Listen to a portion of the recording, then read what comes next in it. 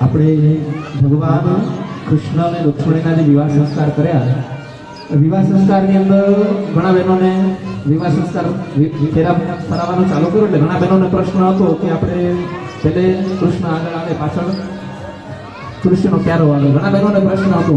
પણ શાસ્ત્રીય રીતે સાચી રીતે તો ફેરા ફરવાનો નિયમ છે તો 3 ફેરામાં કન્યા આગળ અને પછી 4થા ફેરામાં છોકરો આગળ હોય. એ શાસ્ત્રીય સાચો નિયમ તે છે. આપણે અહીંયા અમુક જગ્યાની રીત રિવાજો પ્રમાણે ઘણી જગ્યાએ ફેરા અલગ થતા હોય છે. ઘણા સમાજની અંદર તો 7 ફેરા પણ હોતા હોય છે. ઘણા સમાજની અંદર એ રીતે હોય છે કે છોકરો આગળ 3 ફેરામાં અને 4થા ફેરામાં છોકરી આગળ. રીત રિવાજ ઘણા સમાજની રીતે અલગ અલગ રહેતા હોય છે. આપણે અહીંયા ભગવાન કૃષ્ણ અને રુક્મિણીના વિવાહ કર્યા છે તો જેટલું બને એટલું શાસ્ત્રને મત આપી યથાશક્તિ આપણે ભગવાનના વિવાહ સંસ્કાર કર્યા છે. તો કોઈને પણ પ્રશ્ન હોય કે પહેલે કન્યા આગળ કે પહેલે વર આગળ, તો સાચો નિયમ એ આ છે કે અંતિમ ફેરે 4થો ફેરો જ્યારે ચાલતો હોય ત્યારે વરરાજા છે તે આગળ આવે. તો આપણે જે શાસ્ત્રીય રીતે યથાશક્તિ અને મતિ કે જેવી આપણી શક્તિ જેવી મતિ છે તે પ્રમાણે ભગવાનના વિવાહ સંસ્કાર કરાવ્યા. એટલે કોઈએ મનમાં સંશય નહીં રાખવો કે આ મારા જ ઊંધા ફેરા પર આવ્યા, છોકરો આગળ આવે છોકરી આગળ આવે, મનમાં કોઈ સંશય રાખજો નહીં. કારણ કે જે રીતે સાચી રીત આ છે ફેરાની કે છોકરો છે અંતિમ ફેરામાં આગળ આવે. હવે બંને પક્ષમાંથી જે જોડી બન્યા છે કંસાર જમાડી દીધો બંનેને.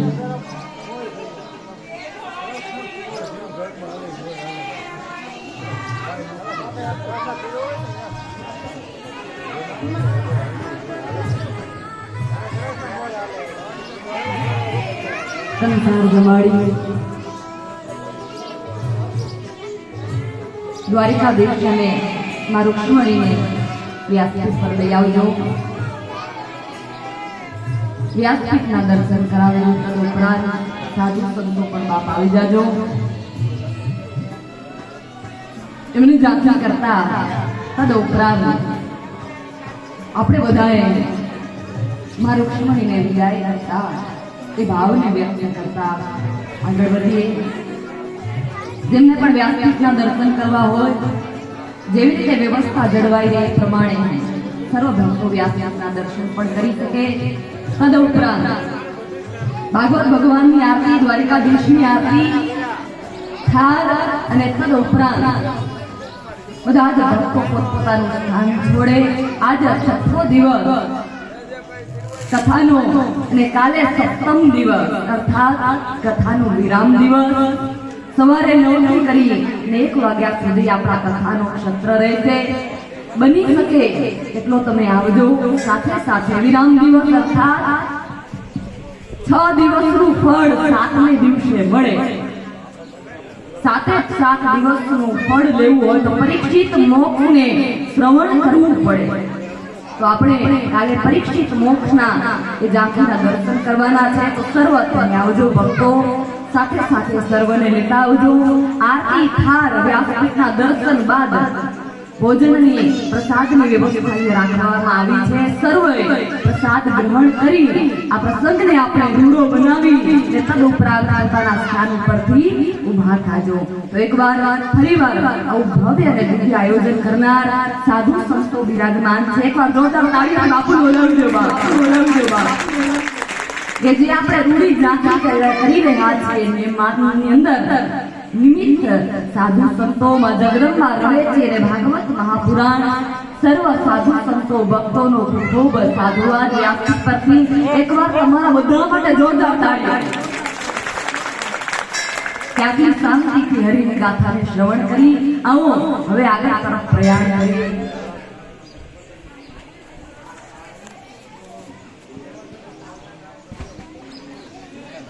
જય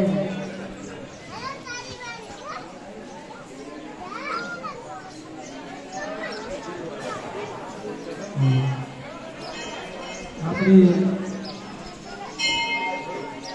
વરાજા પક્ષો કે જે કૃષ્ણ ભગવાનની જાન લઈને આવ્યા હતા વિરમભાઈ પીઠિયા વિરમભાઈ પીઠિયા અને રમાબેન અને કન્યા પક્ષ તરફથી પ્રવીણભાઈ મસાલિયા, રમાબેન મસાલિયા, આ બે વર અને કન્યા પક્ષ તરફથી અહીંયા ધ્યાન લઈને આવ્યા હતા. તેમને પણ એકવાર તાળીઓથી વધાવી દો. સરસ મજાની ભગવાનની જાન આપણે ભગવાન કૃષ્ણ અને રૂક્ષ્મણીજીના વિવાહ કર્યા. ધન્યવાદ, ખૂબ ખૂબ આભાર.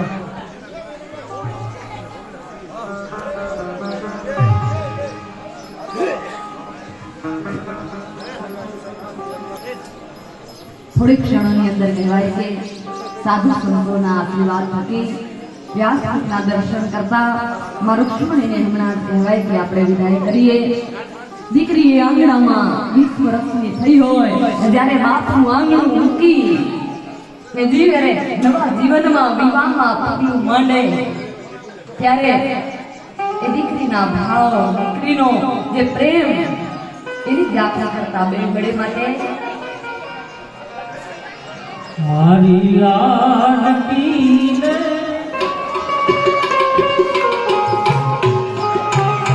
મારી દીકરીને એ મારી લાડકીને હમગણી મારી દીકરીને હમગણી મારી લાડડી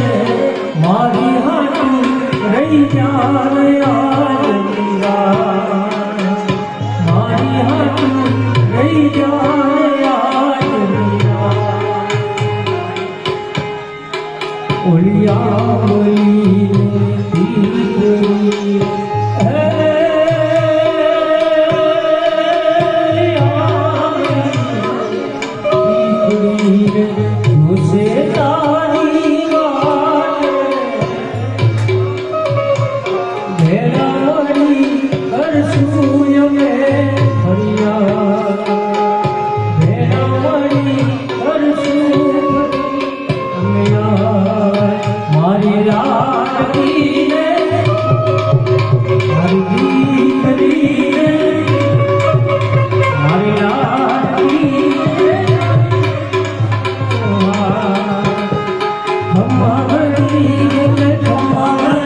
મારી લાડકીને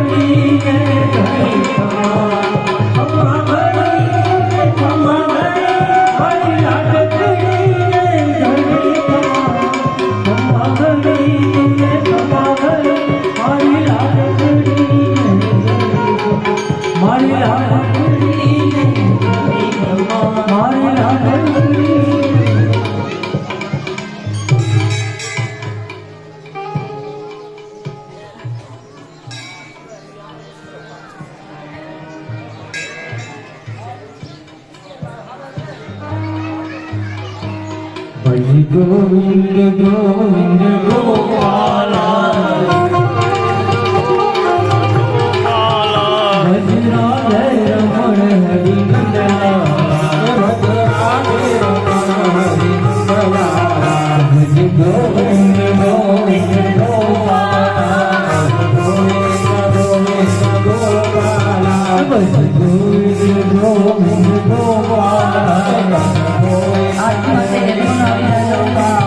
ભજ મુરલી મનોહર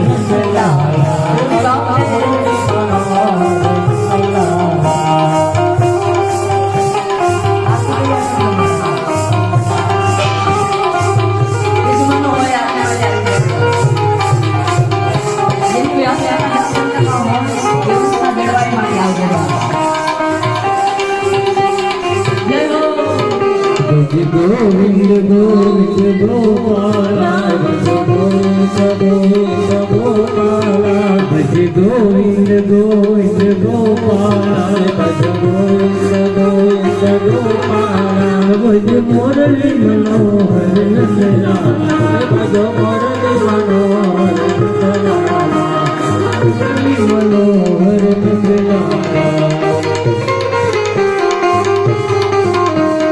ગોવિંદ ગોવિંદ ગોપાલા ભજ મુરલી મનોહર નંદલાલ ભજ મુરલી મનોહર નંદલાલ વડીલો ભક્તો ઉદાર વ્યવસ્થા જળવાય માટે આપણે વ્યાખ્યાના દર્શન કરીએ હો બાબા બધા મારા પતિવાળા આવજો એ કઈ રીતે આવતા શાંતિથી બધા દર્શન કરી લઈએ હાલો હાલો હાલો હાલો હાલો હાલો અવાજ તો થ્રો આપો હા હા અહીંયા આવેલા તમામ માં ભગવતી જગદંબા આય શ્રી રવેચના પટાંગણની અંદર આવેલા પધારેલા તમામ ભાઈ ભક્તો સંતો મહંતો બધા અહીંથી પ્રસાદી લઈને જાજો પહેલા માતાઓ બહેનો થોડી વાર ધૂન ગાજો અને જણ બધા પ્રસાદી છે પછી માતાઓ બહેનોને અહીંથી જવાનું છે એવું મને અહીંથી કહેવામાં આવ્યું છે પણ બાપના ઘરેથી દીકરી વિદાય લેતી હોય ને તે કેવા ગીત સુશોભિત લાગે કે બે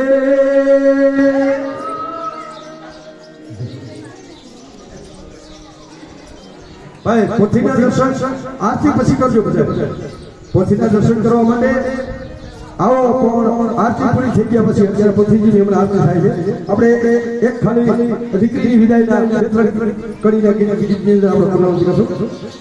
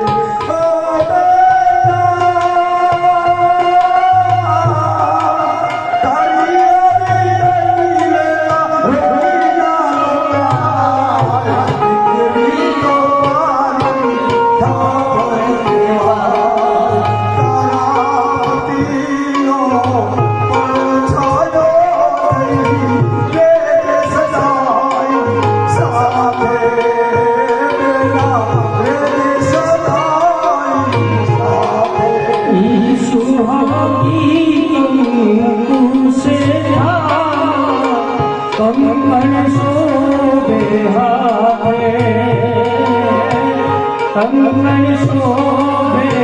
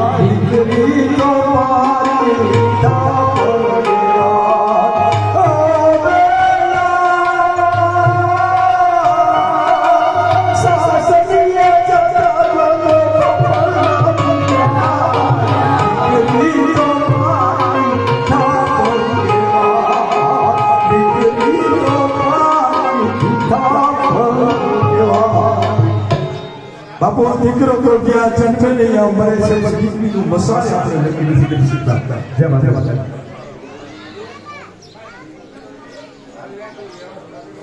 આરતી માટે યજમાન આવી જાય છે.